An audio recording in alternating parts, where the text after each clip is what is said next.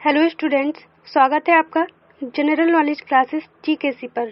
Students, इस class में हम कंटिन्यू करेंगे मूल अधिकारों से जुड़े हुए क्वेश्चंस। तो चलिए देखते हैं। क्वेश्चन है आपका, भारतीय संविधान के अनुच्छेद 25 का संबंध है। आंसर होगा ऑप्शन सी, धर्म की स्वतंत्रता से। संविधान के अनुच्छेद 25 के अंतर्गत धर्म की स्वतंत्रता दी गई है। इसके तहत कोई भी व्यक्ति किसी भी धर्म को मान सकता है और उसका प्रचार प्रसार कर सकता है। अगला क्वेश्चन है, धार्मिक स्वतंत्रता के अधिकार में संविधान के अंतर्गत सम्मिलित हैं। आंसर होगा ऑप्शन ए, 1, 2 और 3। धार्मिक स्वतंत्रता के अधिकार में संविधान के अंतर्गत धर्म प्रचार करने का अधिकार, सिखों को कृपाण धारण एवं रखने का अधिकार, राज्यों का समाज सुधारक विधि निर्माण का अधिकार सम्मिलित हैं। अगला क्वेश्चन है, संविधान के किस अनुच्छेद द्वारा सिखों द्वारा कृपाण धारण करना धार्मिक स्वतंत्रता का अंग माना गया है। आंसर होगा ऑप्शन बी, अनुच्छेद 25 के अंतर्गत।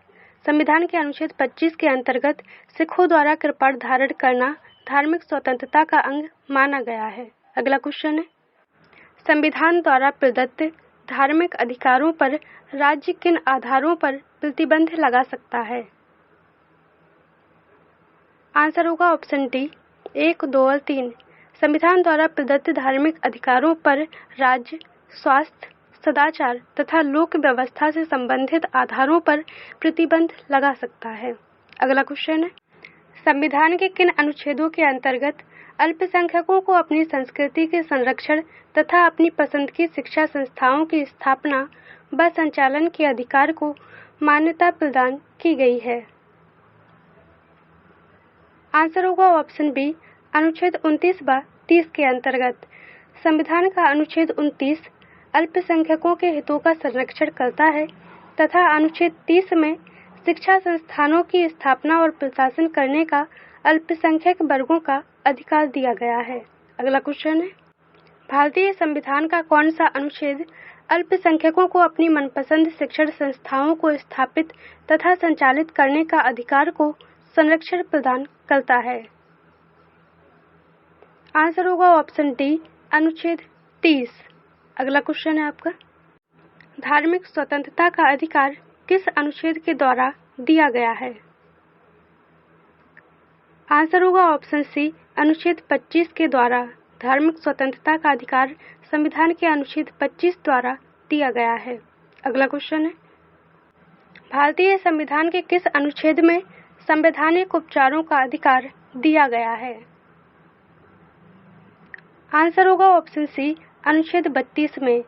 संवैधानिक उपचारों का अधिकार वह साधन है जिसके द्वारा मौलिक अधिकारों का हनन होने पर इसकी रक्षा उच्चतम न्यायालय व उच्च न्यायालय द्वारा की जा सकती है। इन अधिकारों का हनन होने पर उच्चतम न्यायालय अनुच्छेद 32 व उच्च न्यायालय अनुच्छेद 226 के अंतर्गत जाया जा सकता है। अगला क्वेश्चन है आपका, निम्नलिखित मौलिक अधिकारों में से किसे डॉक्टर BR अम्बेडकर ने संविधान का हृदय एवं आत्मा की संज्ञा दी है। आंसर होगा ऑप्शन बी, संवैधानिक उपचारों का अधिकार। संवैधानिक उपचारों के अधिकार को डॉक्टर BR अम्बेडकर ने संविधान का हृदय एवं आत्मा की संज्ञा दी। संवैधानिक उपचार के अधिकार के अंदर 5 प्रकार के प्रावधान हैं। पहला बंदी प्रत्यक्षीकरण, दूसरा है परमादेश, तीसरा प्रतिषेध लेख, चौथा अधिकार परीक्षा और 5वां उत्प्रेषण। अगला क्वेश्चन है आपका, संवैधानिक उपचारों का अधिकार किन परिस्थितियों में निलंबित हो जाता है। आंसर होगा ऑप्शन डी, उपर्युक्त सभी परिस्थितियों में। संवैधानिक उपचारों का अधिकार आपात स्थिति की घोषणा के दौरान, सेना सदस्यों के संबंध में तथा जब सैनिक विधि लागू हो, इन परिस्थितियों में निलंबित हो जाता है। अगला क्वेश्चन है आपका, निम्नलिखित में से कौन सा अधिकार भारतीय संविधान के अनुच्छेद 32 के अंतर्गत परिवर्तित किए जा सकते हैं। आंसर होगा ऑप्शन बी, मौलिक अधिकार। मौलिक अधिकार भारतीय संविधान के अनुच्छेद 32 के अंतर्गत परिवर्तित किए जा सकते हैं। अगला क्वेश्चन है, मौलिक अधिकारों को लागू करने के लिए निम्नोक्त में से किसी न्यायालय द्वारा जारी किया जा सकता है? आंसर होगा ऑप्शन सी, समादेश। मौलिक अधिकारों को लागू करने के लिए किसी न्यायालय द्वारा समादेश जारी किया जा सकता है। अगला क्वेश्चन है, व्यक्तिगत स्वतंत्रता के लिए निम्नलिखित में से कौन सी रिट याचिका दायर की जा सकती है? आंसर होगा ऑप्शन सी, हैबियस कॉर्पस यानी बंदी प्रत्यक्षीकरण। बंदी प्रत्यक्षीकरण यह उस व्यक्ति की प्रार्थना पर जारी किया जाता है जो यह समझता है कि उसे अवैध रूप से बंदी बनाया गया है। इसके द्वारा न्यायालय बंदीकरण करने वाले अधिकारी को आदेश देता है कि वह बंदी बनाए गए व्यक्ति को निश्चित स्थान और निश्चित समय के अंदर उपस्थित करे, जिससे न्यायालय बंदी बनाए जाने के कारणों पर विचार कर सके। अगला क्वेश्चन है, कौन व्यक्तिगत स्वतंत्रता से संबंधित है? आंसर होगा ऑप्शन ए, बंदी प्रत्यक्षीकरण। बंदी प्रत्यक्षीकरण व्यक्तिगत स्वतंत्रता से संबंधित है। अगला क्वेश्चन है, विभिन्न प्रकार के समादेश जारी करने का अधिकार सर्वोच्च न्यायालय के अतिरिक्त निम्नांकित में से किन न्यायालय या न्यायालयों को प्राप्त है? आंसर होगा ऑप्शन ए, राज्य के उच्च न्यायालयों को। विभिन्न प्रकार के समादेश जारी करने का अधिकार सर्वोच्च न्यायालय के अतिरिक्त अनुच्छेद 226 के अंतर्गत राज्य के उच्च न्यायालयों को प्राप्त है। अगला क्वेश्चन है, बंदी प्रत्यक्षीकरण के अतिरिक्त निम्नलिखित में से किस याचिका को उच्च न्यायालय जारी कर सकता है? आंसर होगा ऑप्शन डी, उपर्युक्त सभी को।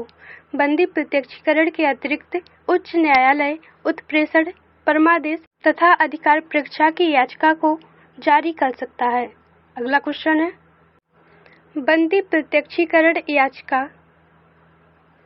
आंसर होगा ऑप्शन डी, बंदी प्रत्यक्षीकरण याचिका निरुद्ध व्यक्ति या हितबद्ध व्यक्ति दोनों द्वारा दाखिल की जा सकती है। अगला क्वेश्चन है, निम्नलिखित में से किस स्थिति में बंदी प्रत्यक्षीकरण याचिका को जारी किया जाता है? आंसर होगा ऑप्शन सी, दोषपूर्ण पुलिस नजरबंदी के दौरान बंदी प्रत्यक्षीकरण याचिका जारी की जाती है। अगला क्वेश्चन है आपका, किसी व्यक्ति का अवैध निरोध के मामले में न्यायालय द्वारा जारीकृत परमादेश निम्न में से कौन सा है? आंसर होगा ऑप्शन ए, बंदी प्रत्यक्षीकरण। अगला क्वेश्चन है, निम्नलिखित में से किस याचिका का शाब्दिक अर्थ होता है हम आदेश देते हैं? आंसर होगा ऑप्शन बी, परमादेश का। परमादेश का लेख उस समय जारी किया जाता है जब कोई पदाधिकारी अपने सार्वजनिक कर्तव्य का निर्वाह नहीं करता है। इस प्रकार के आज्ञा पत्र के आधार पर पदाधिकारी को उसके कर्तव्य का पालन करने का आदेश जारी किया जाता है। अगला क्वेश्चन है, निम्नोक्त समादेशों में से कौन सा समादेश किसी अवैध व्यक्ति से सरकारी पद को बचाने के लिए जारी किया जाता है? आंसर होगा ऑप्शन डी, अधिकार परीक्षा। जब कोई व्यक्ति ऐसे पदाधिकारी के रूप में कार्य करने लगता है जिसके रूप में कार्य करने का उसे वैधानिक रूप से अधिकार नहीं है, न्यायालय अधिकार परीक्षा के आदेश द्वारा उस व्यक्ति से पूछता है कि वह किस अधिकार से कार्य कर रहा है, और जब तक वह इस बात का संतोषजनक उत्तर नहीं देता वह कार्य नहीं कर सकता है।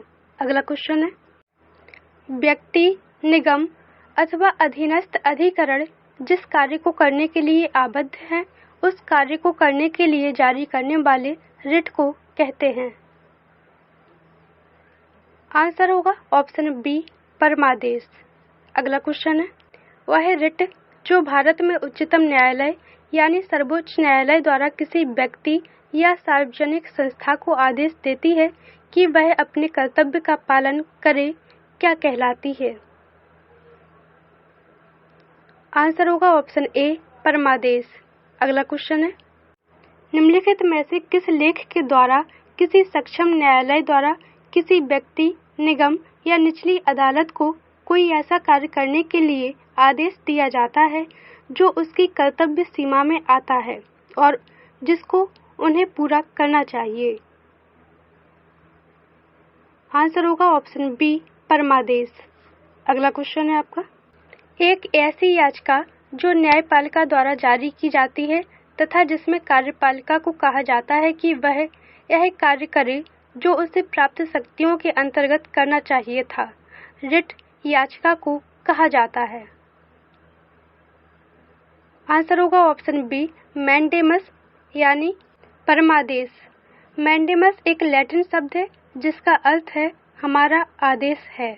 अगला क्वेश्चन है, उत्प्रेषण रिट निम्न में से किस आधार पर जारी किए जाते हैं?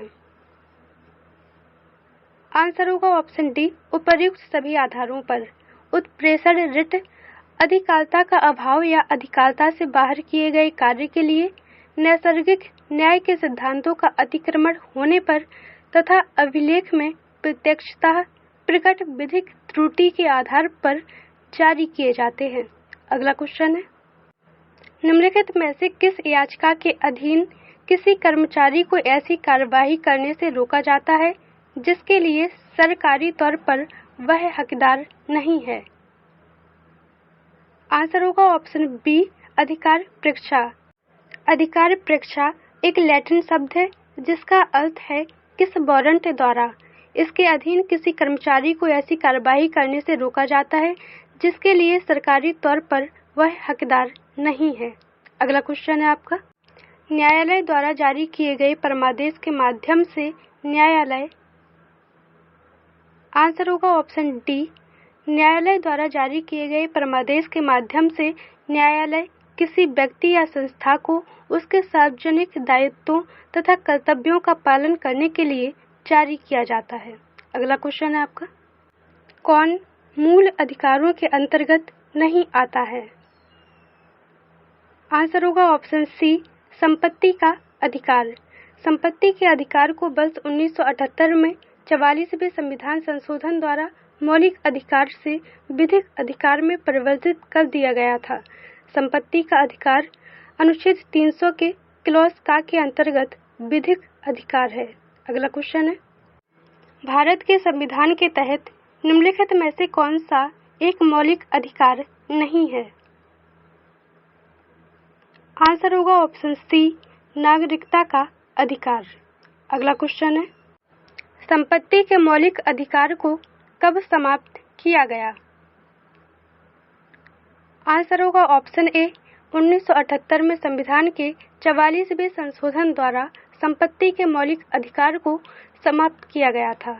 अगला क्वेश्चन है, संपत्ति का अधिकार एक। आंसर होगा ऑप्शन डी, कानूनी अधिकार है।